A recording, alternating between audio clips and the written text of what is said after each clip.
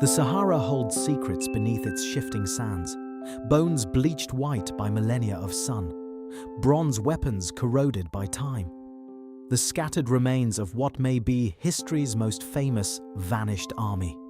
For 25 centuries, historians have searched for the lost soldiers of Persian King Cambyses II, 50,000 men who marched into the Egyptian desert in 524 BC and simply disappeared. No survivors, no witnesses, no graves. It's a mystery that has haunted archaeology since the Greek historian Herodotus first recorded it. But now, new evidence suggests we may finally know what happened. This is the story of ambition, betrayal, and the desert that swallows empires whole.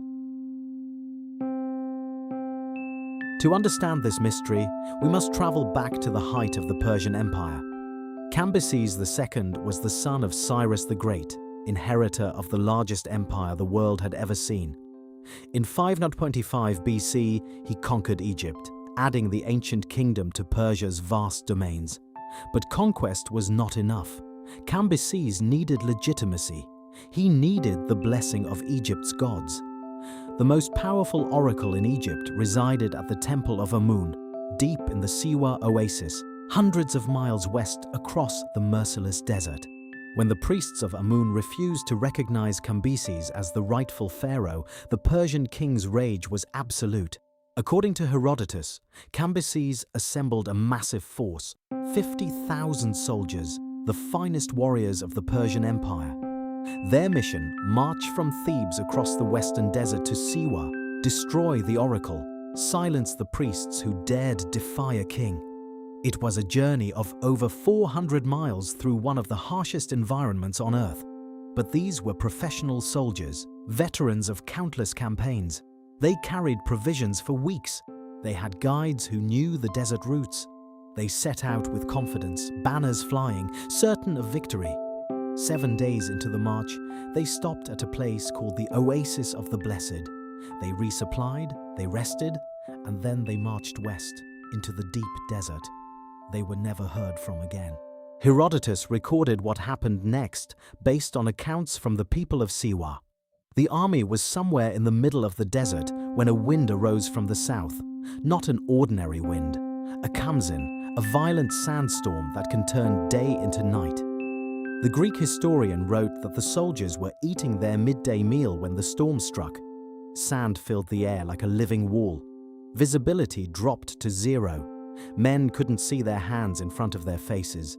And then, according to the legend, the sand itself became a weapon.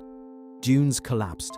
The desert moved like an ocean. 50,000 men were buried alive, swallowed by the Sahara in a single catastrophic event.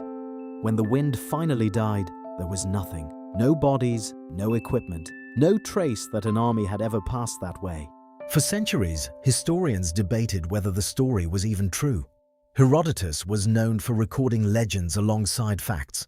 No physical evidence of the lost army had ever been found. The desert kept its secrets. Then, in the year 2000, Italian archaeologists from the University of Lecce made a startling discovery. In the desolate wilderness between the Nile and Siwa, they found human remains. Hundreds of bleached bones scattered across the sand. Bronze weapons, a silver bracelet, an earring. The artifacts dated to the right period. The location matched the route the army would have taken. Dario del Bufalo, a member of the expedition, announced they had found the first archaeological evidence of Herodotus' story. The lost army, it seemed, had been found. But the story doesn't end there.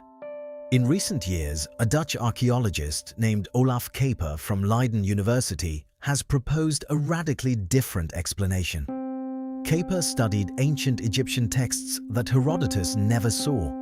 He discovered references to a rebel Egyptian leader named Petubastis III, who controlled the Siwa oasis during exactly the period when Cambyses' army disappeared. According to these texts, Petubastis didn't wait for the Persians to arrive. He took his forces out into the desert and ambushed them. The lost army wasn't swallowed by a sandstorm. It was destroyed in battle by Egyptian forces who knew the terrain, who could strike and vanish like ghosts in the dunes. After his victory, Petubastis used his momentum to reconquer much of Egypt. He even had himself crowned pharaoh in Memphis. This raises a compelling question. Why would the Persians hide a military defeat behind a story about a sandstorm? The answer lies in what happened next. 2 years after Cambyses' army vanished, the Persian king died under mysterious circumstances. His successor, Darius I, crushed the Egyptian rebellion with overwhelming force. Petubastis was defeated. His brief reign was erased from official records, and the Persians, Kaper argues, had every reason to rewrite history. Admitting that 50,000 elite soldiers had been ambushed and destroyed by Egyptian rebels would have been a humiliating blow to Persian prestige. But a natural disaster, an act of the gods, that was beyond any king's control. That could be accepted without shame. So which version is true? Did the desert swallow Cambyses' army in a catastrophic sandstorm? Or were they ambushed and destroyed by Egyptian forces fighting for their homeland? The bones found by Italian archaeologists prove that something happened in that desert. Men died there in large numbers during the right time period, but bones alone cannot tell us whether they died in a storm or in battle. The bronze weapons could support either theory. Warriors caught in a sandstorm would have been carrying weapons. So would soldiers killed in an ambush. The truth may lie somewhere between legend and historical record. Perhaps the army was ambushed and weakened, then finished off by the desert itself. Perhaps survivors of the battle were caught by a storm as they tried to retreat. Or perhaps we will never know with certainty what happened in those burning sands 25 centuries ago. But here's what we do know. Somewhere beneath the Sahara, the answer waits. Modern technology, ground-penetrating radar, satellite imaging, advanced archaeological techniques may yet reveal the full truth. Teams continue to search the Western Desert, following new leads, analyzing new evidence. Each expedition brings us closer to solving one of archaeology's greatest mysteries. The desert is vast, but it is not infinite. And unlike the ancient Persians, we have tools Herodotus could never have imagined. The lost army of Cambyses has kept its secret for 2,500 years. But secrets, even those buried under mountains of sand, cannot hide forever. The truth is out there, waiting to be uncovered. And when it is, we will finally know what happened to those 50,000 men who marched into legend. The story of Cambyses' lost army reminds us that history is not a fixed narrative. It's a puzzle we're constantly reassembling as new evidence emerges. What we thought we knew can change with a single discovery. A fragment of text, a scatter of bones in the sand. The line between myth and history is thinner than we imagine. And the greatest mysteries are often those that force us to question not just what happened, but who got to tell the story.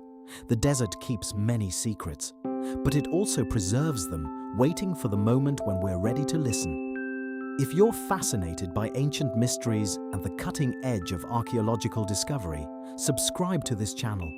There are more lost civilizations waiting to be found, more vanished armies, more secrets buried by time. And we're going to uncover them all.